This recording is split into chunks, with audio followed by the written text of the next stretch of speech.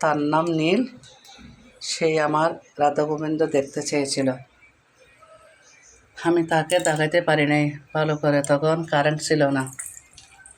সেজন্য রাধা মাধবকে আমি একটু ভিডিও করে নিলাম দেখানোর জন্য নীলকে। নীল আমি ভিডিওটা ইউটিউবে দিয়ে দেবো, তুমি ভালো করে দেখে নিও। আমার রাধা গোবিন্দের বিগ্রহ দেখছ, রাধা গোবিন্দ বিগ্রহকে সুন্দর করে সাজিয়ে দিয়েছি, তুমি দেখে নিও কেমন। দেখো কত সুন্দর রাধা রানী, রাধা গোবিন্দ। যখন রাধা গোবিন্দ কৃষ্ণলীলা করে আমার খুব সুন্দর লাগে ওই সিনটা, বিশেষ করে ওই সিনটা। কৃষ্ণ একা একা বাঁশি বাজাবে, বাঁশি বাজিয়ে বাজিয়ে রাধাকে ডাকবে। রাধা কিছুক্ষণ পর 2-4 মিনিট যখন বাজাবে বাঁশি, সেই বাঁশির সুর রাধার কানে পৌঁছাবে, রাধা তাড়াতাড়ি চলে আসবে। তারপর দুজনেই সুন্দর করে নৃত্য করবে। সেই জিনিসটা আমার কাছে এত যে ভালো লাগে এটা বলার বাইরে। দেখো সে সুন্দর, কিন্তু এখন তো আগের মতো কৃষ্ণলীলা হয় না। যখন আমাদের এই অনেক আগে আর কি 4-5 মাস আগে দেখতাম, যখন মহোৎসব হতো কোনো জায়গায়, তখন রাত্রে শেষ করে এই যখন পূর্ণা দেবে ওইরকম মুহূর্তের আগে, মানে রাত যখন খুব রাত আর কি, তখন কৃষ্ণলীলা করত।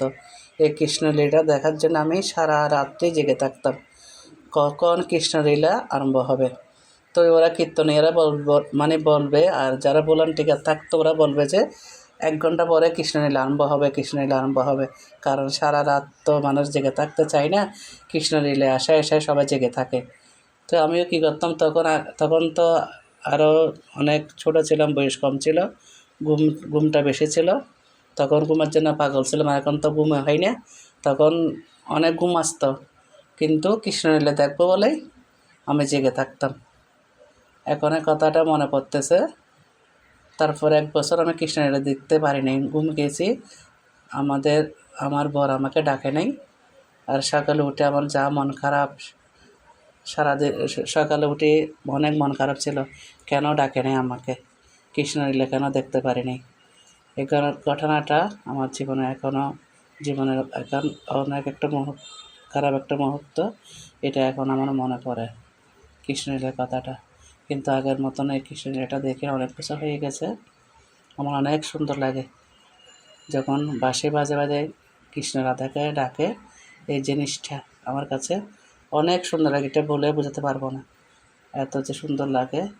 আর বিশেষ করে যখন নৃত্য করে রাধাকৃষ্ণ, যখন নৃত্য করবে তখন চূন্য ঝুম ঝুম ঝুম ঝুম ঝুম ঝুম নূপুর বাজবে। কী বলবো, সে সুন্দর, আমি বলে বোঝাতে পারতেছি না। আমার কাছে অনেক সুন্দর লাগে এ রাধা কৃষ্ণ যখন নৃত্য করে, এত সুন্দর।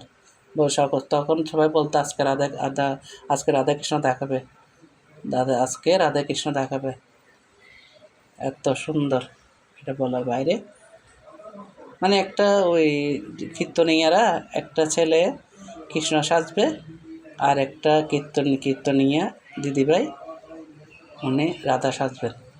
এই দুজনের এই রাধা কৃষ্ণ দেখার জন্য এমন পাগল ছিলাম, এটা বলার বাইরে। আমার কাছে অনেক ভালো লাগে, সেটাই বন্ধুদের তোমাদের সাথে একটু শেয়ার করলাম।